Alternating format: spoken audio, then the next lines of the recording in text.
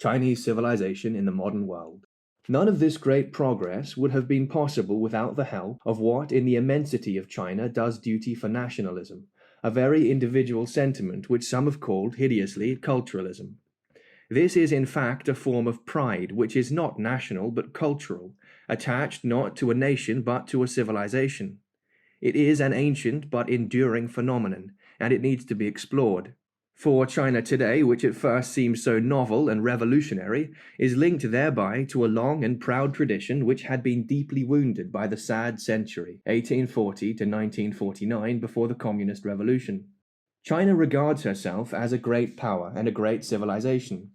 She has always believed in her superiority over the rest of the world, and in the supremacy of her civilization, outside of which, in her view, there was only barbarism. In the past, her pride was very like that felt by the West. For this reason, the century of one-sided treaties had been doubly cruel. The first humiliation was for China to find herself reduced to being one nation among many. The second was to be dominated by the barbarians with their science and their arms. Chinese nationalism today, fierce and virulent as it is, can be seen as revenge. The firm decision to become a great nation, the great nation, whatever the cost. Hence the eagerness to redouble revolutionary efforts, to press on unstintingly, to seize on new resources like the translations of Russian Marxist-Leninist manuals. Just as in the past, China lapped up the sacred texts of Buddhism and sought acquaintance with Mr. D, democracy, and Miss Tsai, science, so now she pursues history, sociology, and ethnography. There is no doubt that Communist China feels that she has the vocation of leading the proletarian peoples against the overfed and overrich nations of the world, demonstrating how to achieve a swift revolution whose lessons she will gladly and generously teach. Despite her own difficulties, China has never stopped exporting supplies and capital. Between 1953 and 1959, she distributed $191 million to Albania, Burma, Cambodia, Ceylon, Cuba, Egypt, Guinea, Hungary, Indonesia, Mongolia, Nepal, North Korea, North Vietnam, and Yemen. This list does not include the aid given to the Algerian rebels, or an agreement made with Ghana in 1961. These and other facts, for instance that 40% of the credits went to non-communist countries, show that the People's Republic intends to play an international role, perhaps beyond its present resources, but certainly below the height of its ambitions. The occupation of Tibet in 1950, followed by the latent conflict with India, claims on the island of Formosa, Taiwan, where Chiang Kai-shek's army had taken refuge, the desire to resume normal relations with Japan and with the West, whose economy would suit China's needs far better than would that of the Soviet Union, as witnessed the semi-clandestine import of machine tools via Macau and Hong Kong. Finally, the wish to enter the United Nations, where her place was at that time occupied by the nationalists in Formosa. All that reflected a desire for power and influence, as did the clash and near breach between Chinese and Soviet Marxism, which broke out at the 1961 Moscow Conference. China is determined to be a great power. In 1945, she was unable to make a motor scooter. By 1962, she was on the brink of producing an atomic bomb. Through this astounding revolution, she rediscovered her original pride and her dignity as a great civilization. This is the point made by a leading sinologist, Étienne Balsas, whose views of the Chinese Revolution in its long historical context are summarized below. If the Chinese experiment is a convincing success, all the less developed countries are likely to try to copy it. This is what makes so crucial and so agonizing for China's friends and enemies alike the fundamental question: will the experiment succeed, or is it already beginning to fail? Let us admit frankly that there is no point in studying figures and statistics, partly because they are manipulated for the good of the cause, and more especially because Chinese statisticians are groping and floundering in trial and error.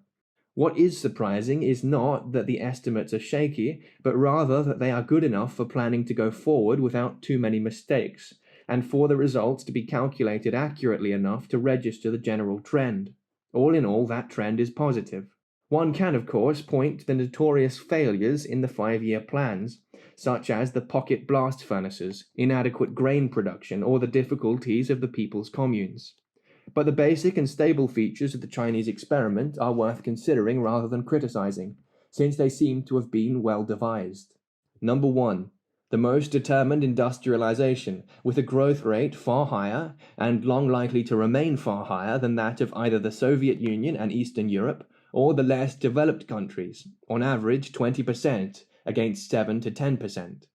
Number 2, clear determination to walk on both legs as long as necessary, i.e. to use the industrial income for investment so as to maintain the growth rate and to continue in other sectors, to use the resources at hand, with rural artisans supplying agricultural tools and other consumption goods for the peasant masses. Number 3, a general austerity program, not confined to the masses and so making it possible to impose sacrifices on them.